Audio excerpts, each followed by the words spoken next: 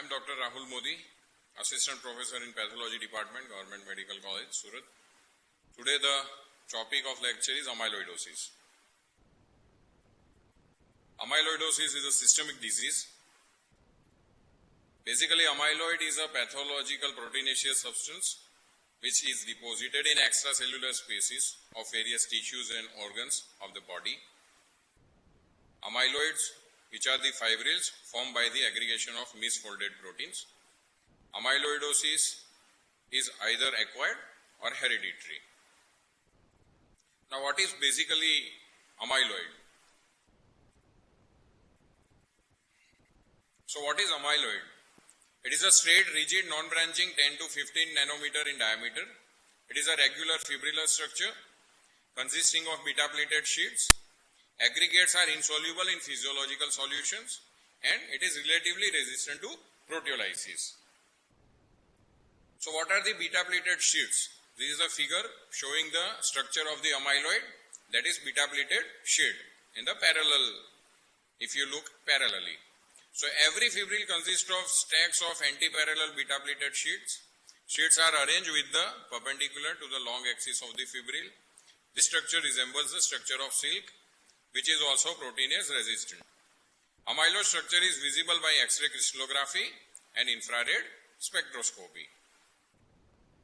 So this is the picture of amyloid structure. You can also see in the electron microscopy, and the cross section looks like this, and the model of the filament you can see looks like this.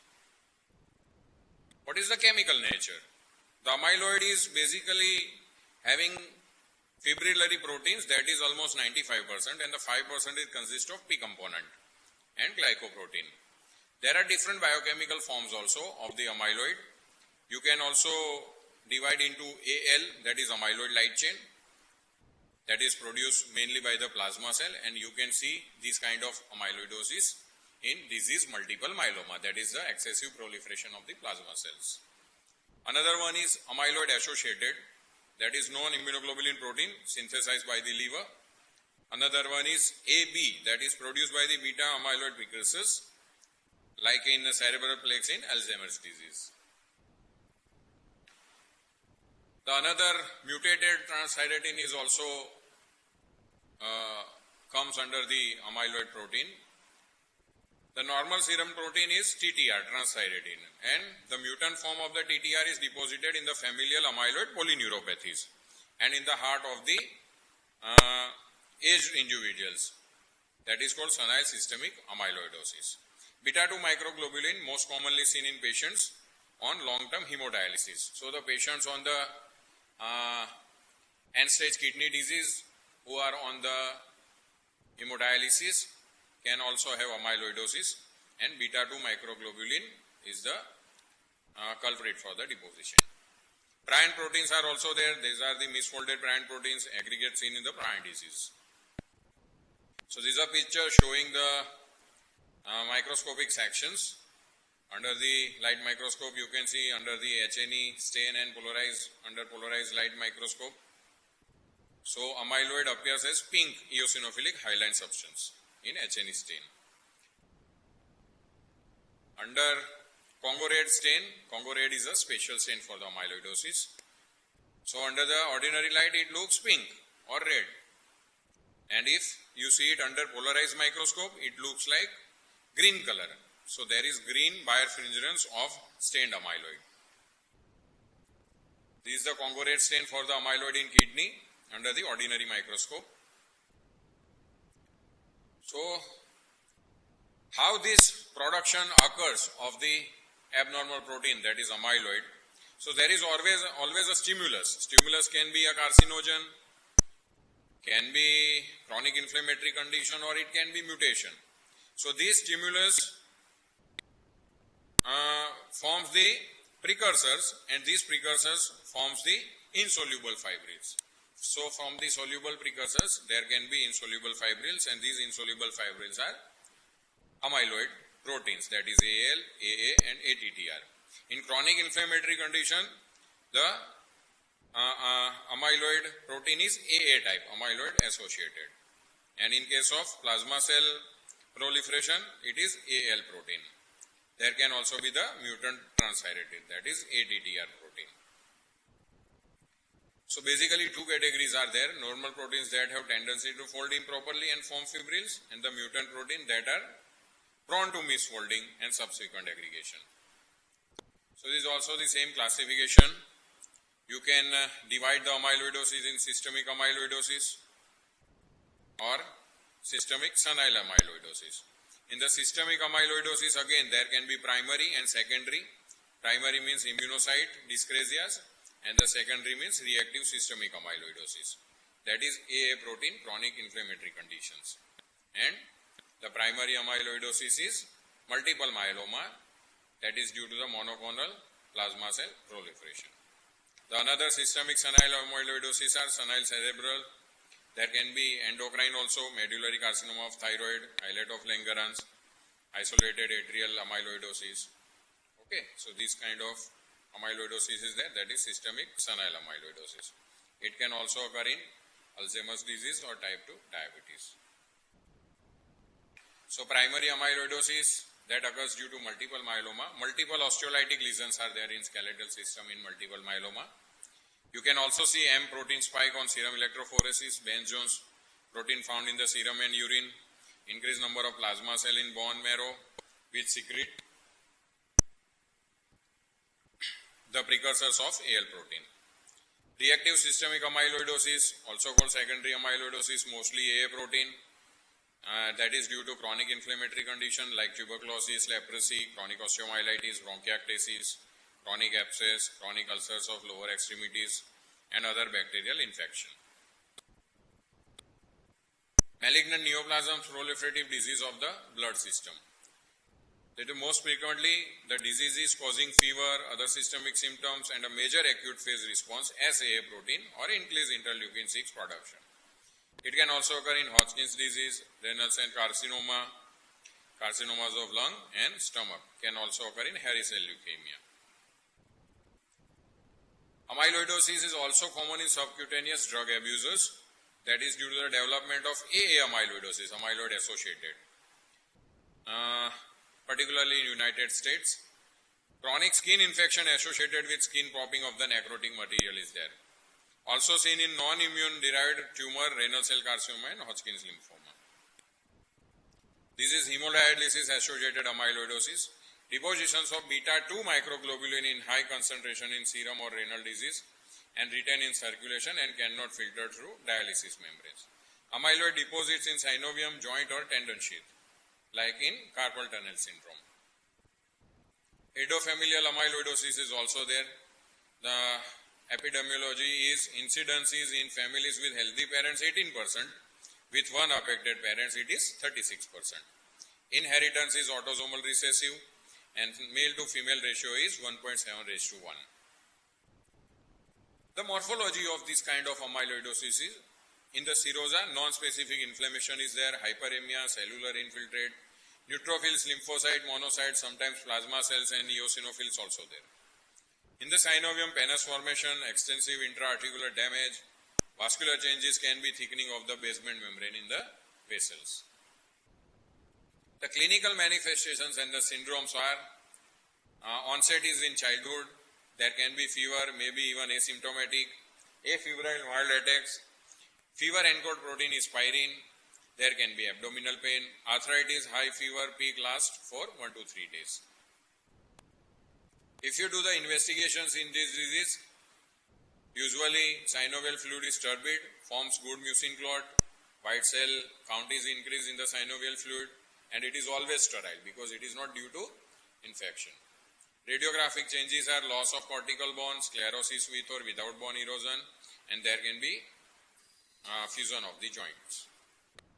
Localized amyloid L chain type, most commonly in respiratory tract, often remains localized, may involve ureter or urinary bladder and causing hematuria. Amyloidomas may be also seen in soft tissues including the mediastinum and the retroperitoneum. Skin involvement can manifest as plaques and nodules. Isolated heart affection can be there, but it is not common in case of AL type in multiple myeloma. Complications of amyloidosis in this congestive heart failure, arrhythmias or both. And cause of the death more than 50% is due to the congestive heart failure, that is the heart disease. Renal failure can also occur, there can be also bleedings. Course and prognosis. In absence of chemotherapy, it is always progressive. Rapid development of heart or renal failure can occur. Treatment of heart and renal failure is usually ineffective. Heart affection is the most unfavorable sign. Mean survivor after the symptoms appearance 6 months. There can also be amyloidosis due to the endocrine pathology. Microscopic deposits, localized amyloid found in certain endocrine tumors, like in medullary carcinoma of thyroid, islet tumor of pancreas, or pheochromocytoma in adrenal. Amyloid of aging, senile systemic amyloidosis, that is most normally sequence is TTR. Microscopic deposits are also found in many other organs, senile systemic amyloidosis, and age are mostly 70s or 80s. Systemic deposits of transthyretin, amyloid involving the heart and the blood vessel walls, smooth and striated muscle, fat tissue, renal papilla or alveolar walls are revealed. Brain is not involved. Occasionally more extensive deposits in the heart affecting ventricles, atria and interstitium and vessel walls cause significant impairment of the cardiac function and arrhythmia, and it can be fatal. So what are the TTR mutations? More than 85 amyloidogenic TTR variants that causes systemic familial amyloidosis, and it is mostly autosomal dominant inheritance. Now variants of TTR systemic familial amyloidosis are FAP, that is family amyloid polyneuropathy, cardiac amyloidosis, late onset systemic amyloidosis, amyloidosis of carpal ligament and nerves of the upper extremities. Morphologically, if you see the organ macroscopically which is affected by amyloidosis, so the organ is enlarged because due to the extra proteinaceous material deposition. It is firm and waxy in appearance. Cut section, if you paint with iodine, it produces yellow color. If you apply sulfuric acid on the cut section, it will produce blue color. So this is a kidney, most commonly involved in case of amyloidosis, grossly normal in size and color. In advanced cases, it can be shrunken due to the ischemia of the vascular narrowing by deposition of the amyloid within arterial and arteriolar wall. Histologically, amyloid deposits primarily in glomeruli and peritubular tissues and arterioles. Thickening of the mesangial matrix, widening of basement membrane of glomerular capillary, distortion of the glomerular vascular tuft can occur. Clinical picture in this kind of patient is proteinuria, there can be renal failure and uremia. Protein electrophoresis, if you see, there can be the abnormal protein band in the serum and urine. This is the amyloid H&E section and the Congo red, you can see amyloid in the ordinary microscope. So what about the spleen? If the spleen is affected by the amyloidosis, it can become enlarged. The weight can be up to 800 gram. There are two types of amyloidosis in spleen. One is called sago spleen, another one is Lardacious spleen. So what is sago spleen? So in sago spleen, deposits are largely limited to the splenic follicles, producing tapioca-like granules, and in Lardacious spleen, in which the amyloid deposits in connective tissue framework in red pulp. Fusion of the early deposits give rise to the large map-like areas of the amyloidosis. So this is liver. If the liver is affected by amyloidosis, it can be enlarged. The enlargement can be moderate or marked. So this is the hepatomegaly. Amyloid deposited first in the space of disc, then parenchymal cell and sinusoid. But the normal liver function is mostly preserved. If the liver is affected by amyloidosis, the functions are not generally affected. Histologically, liver cell atrophy can be there, disappearance of the hepatocytes, total replacement of the area by the liver parenchyma. Grossly, heart is large and firm. If the heart is affected, it is also enlarged. Cardiomegaly can occur. Histologically, amyloid deposits in the subendocardial region. It can also deposit in myocardium. There can be ECG abnormalities. Clinical picture of this kind of patients, patient can be having arrhythmia, or there can also be chronic constrictive pericarditis. If the amyloid deposits in the heart, histologically amyloid deposits in subendocardial region or in myocardium, ECG abnormalities, and you can see the pink homogeneous highline material, that is amyloid in case of heart. Amyloid replacing myocardium. This is another slide for showing the amyloidosis in heart. There is a Congo red stain under polarized microscope producing the green color. So cardiac amyloidosis, there can be elevated JVP, hepatomegaly can be there, edema can be there, abnormal heart sounds, murmur can be there, hypotension can be there, signs of other organ involvement can also be there. If the tongue is affected, in the tongue there is nodular deposition of the amyloid material. Tongue can be enlarged, that is macroglossia. Respiratory tract involved focally from larynx to smallest bronchioles, and clinical feature is impairment of speech and swallowing. So this is a tongue histopathology section, HNE and Congo red. If the CNS myomyloidosis is there, there can be beta protein precursor like in Alzheimer's syndrome, Down syndrome. There can be prion protein in Creutzfeldt-Jakob disease. In cystatin C, hereditary cerebral hemorrhage with amyloidosis, islandic type. There can be ABRI precursor protein in familial dementia British type, and there can be ADAN precursor protein in familial dementia Danish type. So this is the CNS amyloidosis. Amyloid deposits in other organs can also be there. So amyloid can also affect the intestine, adrenal, ovary, pancreas, muscles, and deposits are mostly perivascular in these organs. So what is the diagnosis of amyloidosis? So you have to see whether the organ is having amyloid or not. You have to do the tissue processing, and you have to apply the stain, HNE or Congo red. So Congo red is the special stain. You can also do the immunohistochemistry, and for the mutation type, amino acid sequence analysis we can do for amyloidosis. Tissues for the biopsy are subcutaneous fat aspiration, because it is easy. Subcutaneous fat aspiration is easy, so you can also go for it. We can also take the rectal biopsy in the patient. 80 to 85% cases with the amyloidosis can be positive. Cheek biopsy, 60% cases can be positive. Organ biopsy, if subcutaneous fat investigation didn't provide enough information, then we can go for the organ biopsy. Anyway, the kidney biopsy is usually performed to determine the cause of the nephrotic syndrome. Examination of the abdominal fat stain with the Congo red in case of immunocyte associated with amyloidosis, serum and protein. Electrophoresis we can do. We can also do the bone marrow.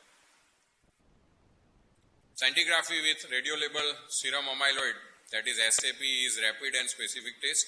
It measures extent of amyloidosis and used to follow protein patient undergoing treatment.